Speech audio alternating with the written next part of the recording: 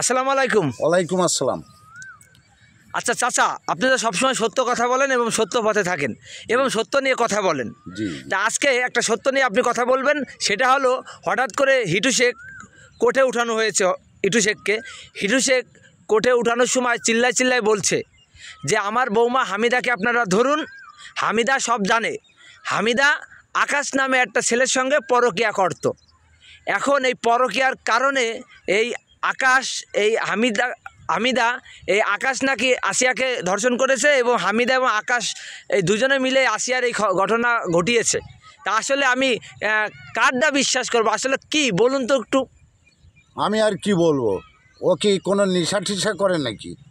আরে এই পুলিশের মায়ের খেয়ে অনেকে আগল তাগল বকতেছে, একবার আর শিকার যায়, একবার আরেকজনের জড়াচ্ছে। এর মানে আমি কিছু বুঝতে পারতেছি না। আমরা তো সবাই জানি যে ডিএনএ টেস্টে হিটু শেখ ধরা পড়েছে, কিন্তু হিটু শেখ এখন হঠাৎ করে চিল্লায় কেন বলছে যে এই যে আকাশ এই আসিয়ার এই ঘটনা ঘটিয়েছে?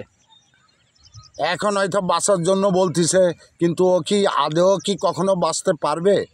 একমাত্র আল্লাহই জানে। তারপরে তাদের নাম এখন বলতেছে, তাদের কি অ্যারেস্ট করা হয়েছে না হবে? এখন সে বলছে অ্যারেস্ট করুন, কিন্তু এই যে আকাশটাকে এখনও আসলে এই আকাশটার খোঁজ পাওয়া যায়নি এবং বলছে হামিদা এবং আকাশ এরা দুজনে পরকীয়া করতো, এরাই আসিয়ার ক্ষতি করেছে।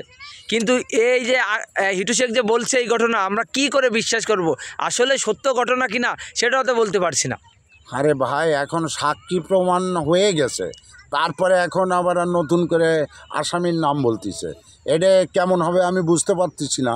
তারপরও দেখা যাক, তাদেরকে আদালতে হাজির করুক, তারা কি বলে শুনুক। এখন সত্য মিথ্য তো সব কিছু মানে জজের হাতে, এ তো আর আমাদের হাতে না। আর বিচার আমরাও করব না, আমরা তো সাধারণ পাবলিক, আমরা কি বিচার করতে পারি নাকি? এখন আমার কাছে কথা হচ্ছে গিয়ে যে এত কিছু হয়ে গেল, এত ঘটনা ঘটলো, তারপরে আদালতে বিচার হলো, রায় হচ্ছে, তার ভিতরে আবার এই আদালতে দাঁড়িয়ে আরেকজনের নাম বলছে। এইটাই আমি ঠিক বুঝতে পারছি না।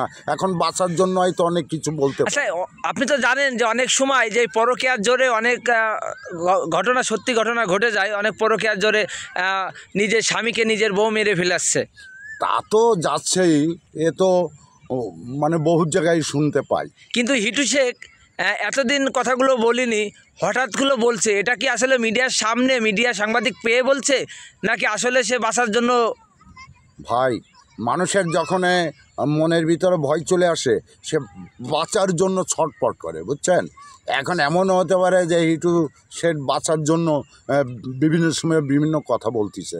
তারপরেও আইন আদালত আছে, তারা বুঝবে, তারা জানবে, তারপরেই তো তার রায় দিয়ে দেছে নাকি? এ তো আমি জানি না না না, রায়টাই তো এখনো হয়নি। কিন্তু আচ্ছা হিটু শেখ এক কথায় বলছে যে হামিদাকে ধরুন, হামিদা আর এই আকাশ এরা দুজন পরকীয়া করতো, পরকীয়ার কারণে এই আসিয়ার এই ঘটনা ঘটিয়েছে। এখন প্রশ্ন হচ্ছে গিয়ে তারা তাদের ধরে আদালতে হাজির করুক, তারা কি বলে সবার কথা শুনে বিচার আসার তাদের হাতে, তারা যা করবে। আইন তো সে তো স্বীকার করেছে, স্বীকারোক্তি দিয়েছে যে আমি ঘটনা ঘটিয়েছি।